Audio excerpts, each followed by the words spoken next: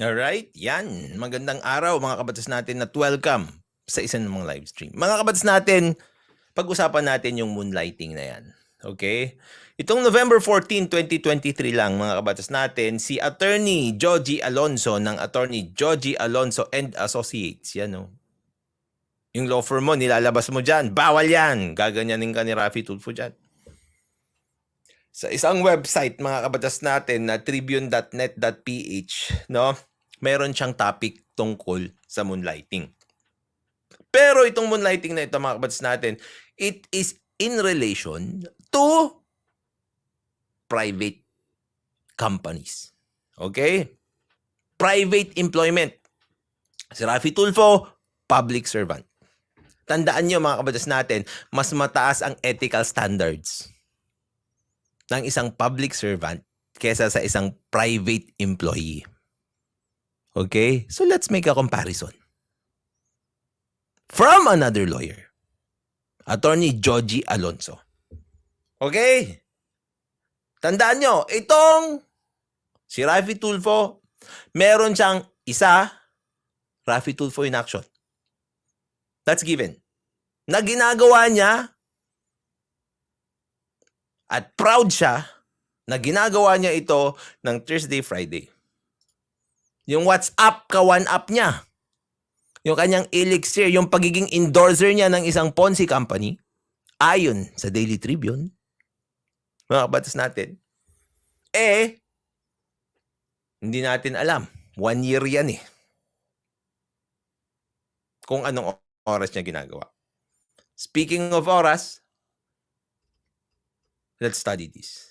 Sabi niya, Dear Attorney Vlad, I am a waiter, delivery rider in one of the restaurants in Taguig City and render work from 10 a.m. to 7 p.m. After I finish all of my duties in the restaurant after 7 p.m., I do sideline work as a rider doing delivery services or errand as I need to find additional sources of income to help with the finances of my family.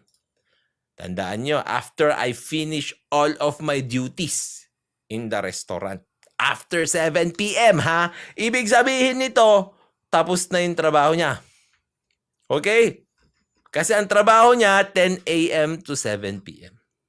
My sideline job did not interfere with my regular job, since I made sure that I had already finished all of my work before doing my sideline work. Anong tawag dyan? Moonlighting. Okay. When my manager found out about my sideline, I was dismissed from my regular job for serious misconduct.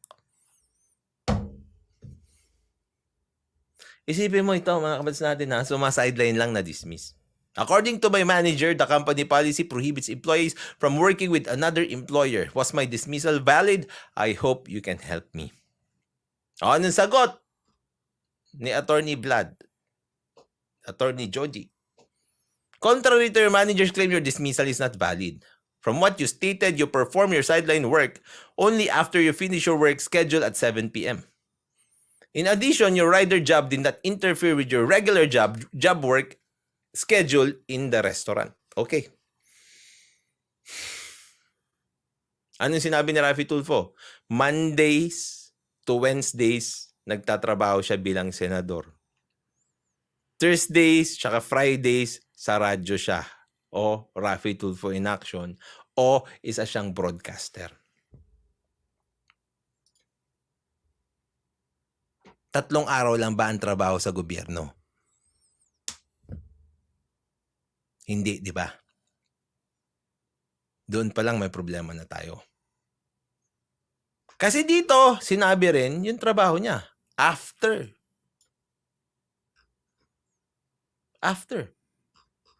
Si Raffy Tulfo, is it after office hours? No.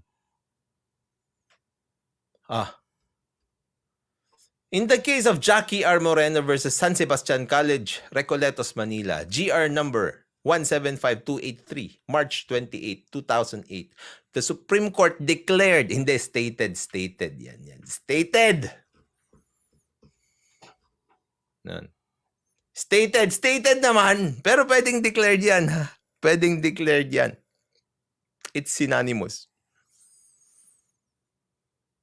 This is a direct quote Kasi kahit hindi sinabi dito mga kabatas natin na in verbatim or quoting, stated lang, Supreme Court pa rin yung nagsabi nun. At kung papalitan ko ito ng Supreme Court declared, it means the same thing. Right? Right? Please debunk me. Okay? Sige, let's go. Sabi ni Magic, pwede concluded, hindi ako yung makakasagot niyan. Okay? Ito. In the present case, SSCR failed to adduce any concrete evidence to prove that Moreno indeed harbored perverse or corrupt motivations in violating the aforesaid school policy. In her letter of explanation to the Grievance Committee dated 12 November 2002, Moreno explained in detail her role as a breadwinner and the grave financial conditions of her family. As previous requests for permission had already been denied, Moreno was thus prompted to engage in illicit teaching activities in other schools, as she desperately needed them to augment her income. Instead of submitting controverting evidence, SSR simply... Ano naman, nagbabasa ako dito, lumalabas-labas yun. Dismissed the above statement as nothing more than a lame excuse and are clearly an afterthought, considering that no evidence was offered to support them and that Moreno's salary was allegedly one of the highest among the universities in the country. In addition, even if dismissal for cause is the prescribed penalty for the misconduct herein committed under SSCR faculty manual and Moreno's employment contract, the court finds the same to be disproportionate to the offense. Time and time again, we have ruled that while an employer enjoys a wide latitude of discretion in promulgation of policies, rules, and regulations on work-related activities of employees, those directives, however, must always be fair and reasonable, and the corresponding penalties when prescribed must be proportional to the offense involved and to the degree of the infraction. Sabi niya, special circumstances were present in the case at bar which should have been properly taken into account in the imposition of the appropriate penalty. Okay, inadmit niyang misconduct, which was undisputably the first she has ever committed against the school. Her teaching abilities and administrative skills remained apparently unaffected by external teaching engagements. Ang ginawa ng teacher dito, mga kabatas natin, nagturo siya sa ibang school. Moonlighting. Okay? Ngayon, mga kabatas natin, yung dahilan niya kasi, he wants to alleviate her family's poor financial conditions. Hindi nila na-refute yan. Sabi niyang ganyan, the claim by SSCR that the imposition of a lesser penalty would set a bad precedent for the other faculty members who comply with the school policies is too speculative for this court to even consider. Okay? So, sabi niyang ganyan, i-apply yung kaso, nag-violate ka in the policy of the restaurant against working for another employee, which may be considered as a form of misconduct. In that case, the same is not sufficient to warrant the penalty of dismissal. So, pag titignan nyo dito mga kabatas natin, this is a private institution. Napaka-stricto na. Isipin mo mga kabatas natin nagtrabaho siya sa labas ng kanyang working hours. Pero, nagkaroon pa rin siya ng penalty. Kaya lang, harsh ang dismissal, sabi niya. Harsh ang dismissal. Pero, may violation pa rin. Outside the working hours. Paano pa kaya mga kabatas natin pag ikaw magtatrabaho ka sa isang private sector at ikaw ay isang senador tapos within working hours? Office hours. Government office hours.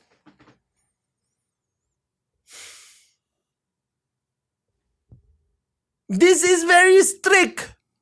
We have the ethical standards for government employees na pinagbabawal na magkaroon ka ng stake o ibang trabaho unless you are expressly allowed by the law. Tandaan nyo yun yung pagbabawal na yun kahit ginagawa mo yun after office hours. It should be it should be expressly allowed by law. Hindi pwedeng silent. Dapat sinabi niya pwede. Paano pa kaya pag, ito nga, hindi ka naman pwedeng magturo kasi. Di ba? Ng dalawang klase. Ibig sabihin, pag nagtuturo yung teacher dito sa ibang school, wala siyang turo sa school na yon kung saan siya nagtatrabaho. Ibig sabihin, hindi siya nagnanakaw ng oras.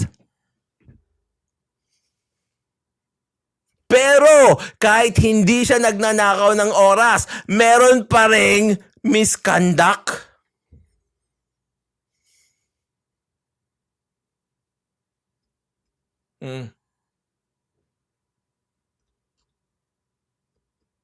In this regard, your dismissal was wrong and will be considered illegal. Labas pa ito pero it is still considered misconduct.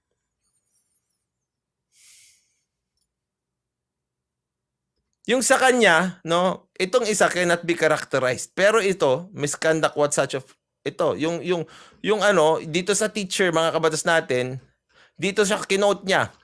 Ito kasing dulo dito, no, sinabi ni Attorney Joji dito na hindi misconduct of such grave and aggravated character na would be tantamount to dismissal.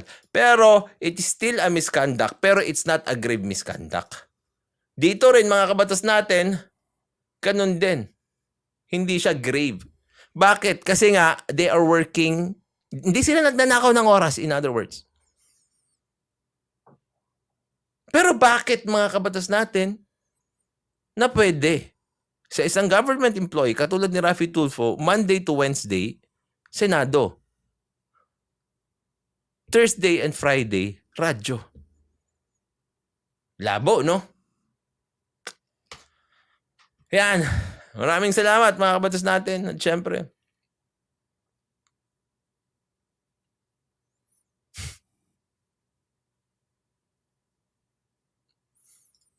ito, sabi ni Karenina Salazar, Attorney Libayan, pag government employee working office hours, bawal. Bawal nga eh. Yung nanay ko, 48 years na government employee. Bawal mag early time in, bawal mag late time in. Bawas sa sahod mo yun. Dapat nandun ka sa opisina mo. 8 to 5. Pero pag senador, working during and after Senate hours, hindi sinisilip ng Senate Ethics Committee and by Senate President Zubiri. Wala eh. Mighty. Idol eh. Pasensya na kayo. Maraming salamat mga kabatas natin. Tulad na laging sinasabi, matulog po tayo na mahimbing dahil alam natin na yung natutulog na mahimbing, siya yung laging panalo. Paalam po, pansamantala.